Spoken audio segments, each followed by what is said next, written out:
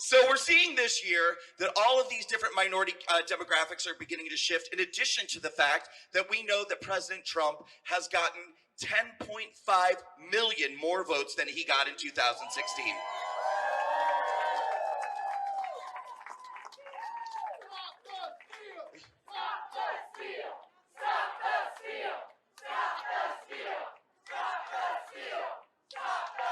So why is this happening? Why are all of these people making the decision to walk away? Well, these guys right here are a big, huge part of the puzzle that is why people are walking away from the left. It's these guys. It's MSNBC, it's CNN, it's the New York Times, it's BuzzFeed, it's Vice, it's Rachel Maddow, it's Anderson Cooper, it's Don Lemon. Oh, that's true too. And it's even happening on our side as well. We're seeing that a lot. Now, Don Lemon, I actually have, hold on now. I have a little bit of compassion for Don Lemon. Hear me out. I have a little bit of compassion for Don Lemon because I truly believe he doesn't understand at all what's going on. I don't even think he's invited to the meetings at CNN. Like when everyone sits down and they have their strategy planning meetings and they say, okay, how are we going to present the news today? Well, we got to figure out, how to make Trump Hitler today. We got to figure out how to make his following all white supremacists. We've got to figure out how to turn spin every story into this. And I don't think that they invite him. So I think that he just sits down every day in front of the teleprompter and starts scrolling and he just sees Nazis, white supremacists, Hitler, whatever. And then he starts crying. And he's just like, the white supremacy. And I feel kind of bad for him because I don't think he's smart enough to get what's going on. I don't think he gets it. Like Rachel Maddow actually is in on it. Anderson Cooper's actually in on it. I don't think Don Lemon's in on it. He's not smart enough. He's too stupid. Ladies and gentlemen, in 2016, is everybody warmed up today? Are you guys? Yeah? Are you ready to boo as loud as you can? Okay. Great. In 2016, I voted for Hillary Clinton. Love it. It's like vitamins. I voted for Hillary Clinton, and when Donald Trump won the election in November of 2016, I was shocked, horrified, and above all, scared to death. I was absolutely terrified. And the reason why I was terrified is because I'd spent my entire life voting based off of my minority status. I'm a gay man in America. And the marketing that was directed towards me and people like me, and it's not just me, it's black people, it's brown people, it's LGBT people, it's women, it's Jewish people, it's Asian people.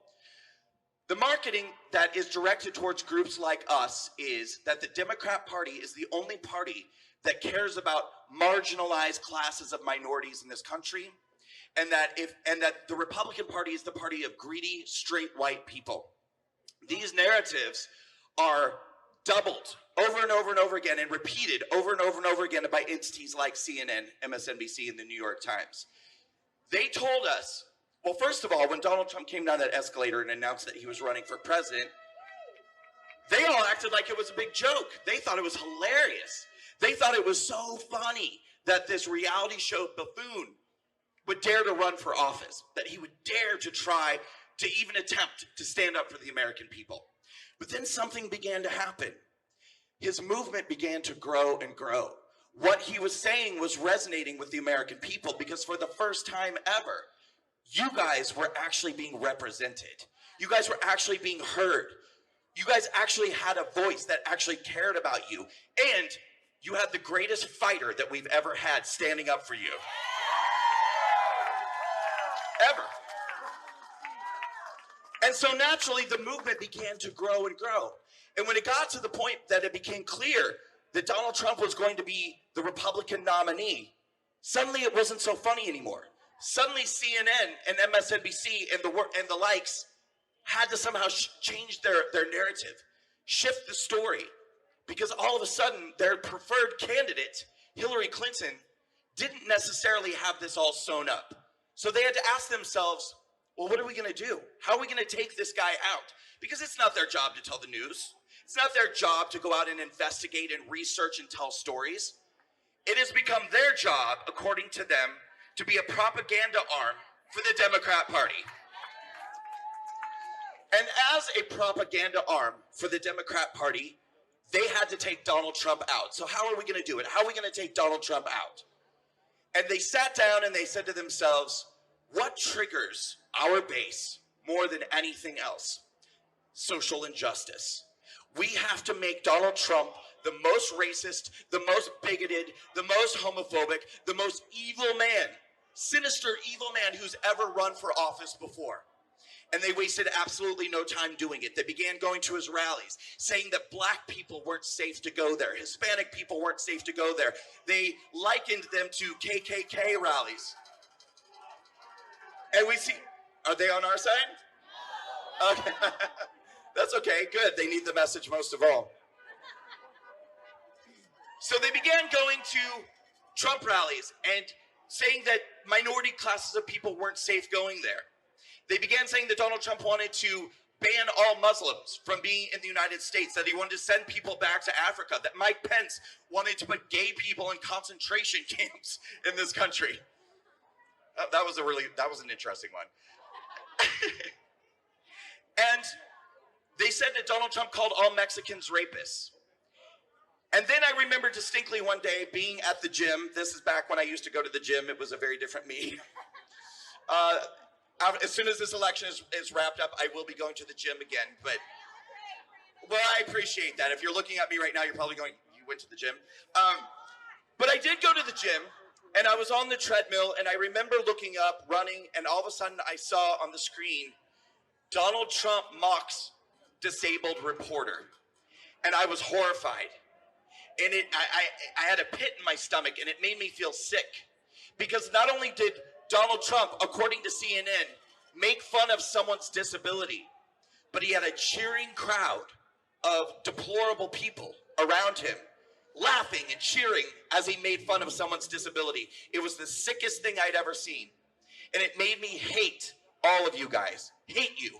Hate you. Hate you. I love you back. That wasn't the end of the story. There's a happy ending. Stay tuned. So I was sick to my stomach, but the media that I trusted, like CNN, told me, don't worry about it. Yes, he's disgusting. Yes, his followers are disgusting, but he's got about a 3% chance of winning.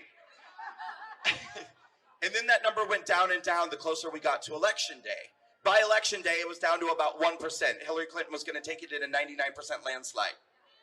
So imagine my shock and horror when at 2:15 a.m. Eastern Time, another beautiful media source, the Huffington Post, called the election, and I refreshed the page, and there was Donald Trump with a giant red banner above his head that said, "Nightmare." It said, "Nightmare, President Trump." And the byline was, "Millions to lose their health insurance, civil rights to be rolled back, ... and other possible headlines from a Trump presidency. So literally the moment that Donald Trump got elected, they wasted no time with the fear-mongering and the fake news, creating, literally manufacturing headlines that might appear in the future to try scaring us right now, and it worked brilliantly. I was terrified. I was terrified. I was so scared that at the time I was working as a hairstylist and I had to cancel all my appointments the next day. I called into work and I said, I cancel all my appointments. I cannot be anywhere near scissors today. Or bleach. And so I did what any calm, rational, thinking person would do. I got on Facebook and I started crying. And I started asking my fellow Americans, how could you do this? How could you vote for such an awful person? How could you do this to America? How could you do this to me? How could you do this to black people, brown people, LGBT people? How could you guys do this? And nobody would answer me. No one. And so for months, I found myself becoming more and more and more angry and just lashing out on social media, posting and posting. Finally, in January of 2017, 2 months after the election, I posted that I would never be able to understand how any of you horrible people could vote for a man who was capable of standing before a cheering crowd and mocking a reporter's disability. I love you right back. And that is when somebody reached out to me privately with a link to a video entitled "Debunking that Trump Mocked the Disabled Reporter." And what this video showed, it was a compilation of footage that showed 5-6 instances of Donald Trump engaging in that same voice and that same gesture as he did in that rally that day in 2015 or 16, going way back at times even before the election.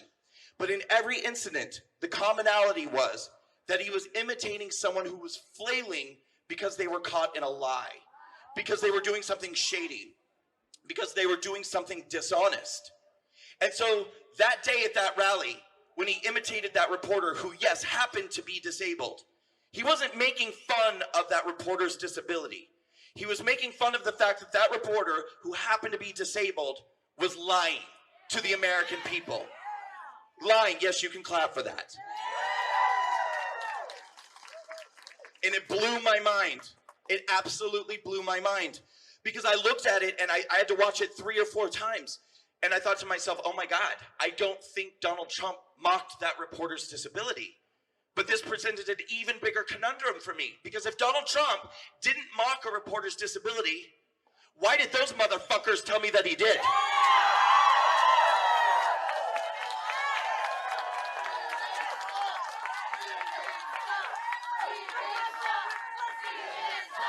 CNN sucks! CNN sucks!